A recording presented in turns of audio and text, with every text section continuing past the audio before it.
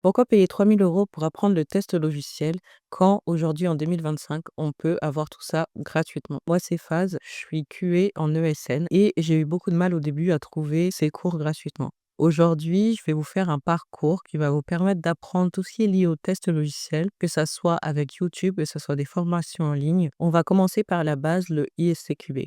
Dans le test logiciel, la référence, c'est ce qu'on appelle l'ISTQB Foundation. C'est la première certification qu'il faut avoir pour pouvoir dire que on connaît le test. Vous avez la chaîne Apprendre le test logiciel avec Youssef qui m'a beaucoup aidé.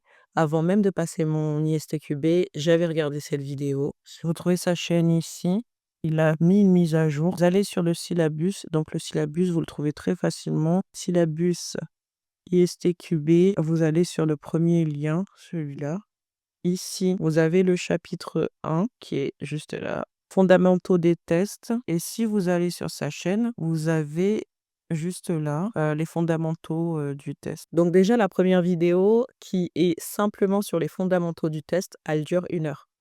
Donc ça veut dire qu'il y a vraiment les informations nécessaires dans cette vidéo. Ce que je vous conseille en général, c'est d'aller dessus, de lire ce que vous avez dans les fondamentaux du test. Une fois que vous avez bien lu, vous êtes pas obligé d'avoir tout compris, mais au moins voilà d'avoir une petite idée de ce dont il va parler. Et ensuite, vous allez sur sa chaîne et vous regardez la vidéo correspondante.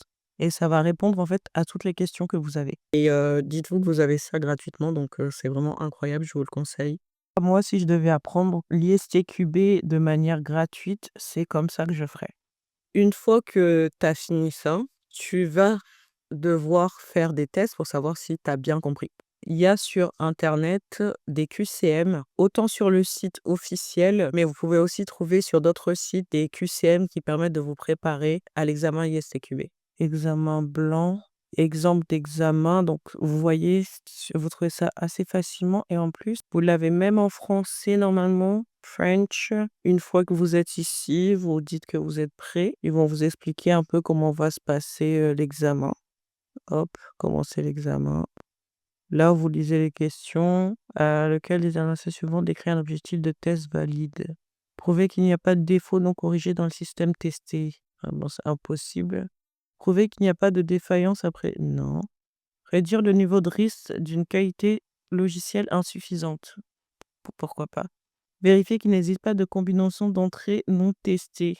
Non. Donc du coup, moi je mettrais ça, réduire le niveau de risque d'une qualité logicielle insuffisante. Parce que prouver qu'il n'y a pas de défaut non corrigé dans le système testé, c'est impossible.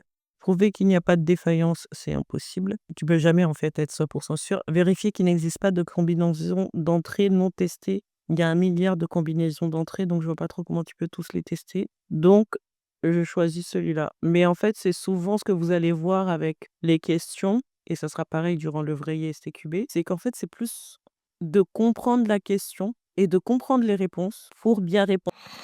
Anyway, je vais pas me prendre la tête, je fais plus STQB. Mais en tout cas, voilà, tu te dis qu'en fait, ce n'est pas possible de tout tester, donc forcément, c'est pas ça. La théorie, c'est bien, c'est super intéressant. Mais une fois que vous avez fini ça, vous avez besoin de pratique. Pour la pratique, en France, on a Qualité Logicielle, toujours sur YouTube, qui est aussi très bien parce que elle fait vraiment des tutoriaux qui sont assez faciles à suivre et vraiment sur les outils qu'on utilise au quotidien en tant que testeur. Vous avez aussi une vidéo sur ma chaîne YouTube sur X-Ray, donc qui permet d'écrire nos tests. Vous pouvez évidemment passer sur ma chaîne pour regarder le tuto et vous pouvez aussi aller sur le sien parce qu'elle en a beaucoup plus. Elle a des tutos sur Jira, sur X-Ray, sur Postman. Je sais plus si elle a un tuto SQL. Ça, après, je vais vous mettre en barre d'infos en dessous les endroits où vous pouvez aller chercher des informations sur SQL et faire des exercices. J'ai vu aussi sur YouTube une personne qui m'a beaucoup aidé avec SQL pendant que j'étais à la fac. Je fais pas de GetKeep sur cette chaîne. C'est Evolute Nob. Si vous regardez SQL avec lui, vous n'avez pas du tout besoin de suivre un autre cours. Vous pouvez tester, vous pouvez chercher vos données facilement juste en suivant ces cours-là. Ils sont super bien faits et je vous dis ça, il avait fait des exercices en plus et tout. Enfin, franchement, son contenu, il est impeccable.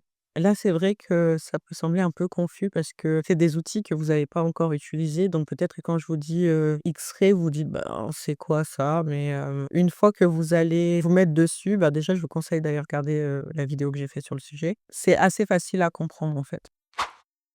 ce que vous avez, avec Qualité Logicielle, pour ceux qui veulent aller encore plus loin, elle fait des cours complets qui sont pas trop chers. Je pense que c'est des cours qui peuvent durer 15 à 20 heures ou enfin, je sais que moi, j'en ai déjà acheté une et que j'ai été plutôt satisfait. J'avais déjà travaillé dans le test, donc il y avait pas mal de choses que je connaissais, mais j'ai trouvé ça intéressant quand même. Donc même pour quelqu'un qui a déjà les notions et ça peut toujours servir. Ensuite, c'est une fois que vous aurez fait tous les tests, manuels, passer à l'automatisation qui devient de plus en plus importante en tant que testeur. On peut plus se permettre aujourd'hui, avec les avancées technologiques, d'être seulement testeur manuel. Donc il y a des outils qui vont vous permettre de faire de l'automatisation qui sont aussi assez simples à apprendre. C'est vrai qu'il faut avoir une petite base quand même ou en tout cas aimer apprendre et pour ça, le meilleur pour moi et c'est celui que j'utilise tout le temps quand je veux apprendre un nouvel outil, c'est la chaîne Automation Step by Step qui fait vraiment des vidéos sur tous les outils de test d'automatisation, il les a, que ça soit Selenium, tout ce qui est lié aux API, Postman. Je pense pas qu'il ait fait, une vidéo sur Bruno, mais vous avez de la chance parce que